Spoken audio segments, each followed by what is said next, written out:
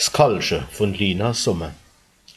Der Vater hat zum Kalsche gesagt: Geh dabei, lauf, mein Kind, und bring sel Blumenstreusel dort zur Großmama geschwind. Sag auch von mir ein Kompliment und frag sie, wie's geht, und dummel dich nur unterwegs, sonst kommst du noch zu spät.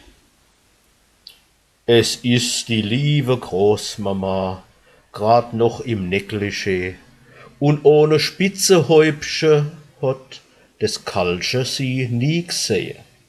Es guckt auf ihren bloßen Kopf, aufs Haar, so dünn und licht, und wie ein Schatten huscht es dann dem Biebsche übers Gesicht. Großmutter, ruft er ganz verschreckt, ach Gott, wie siehst du aus?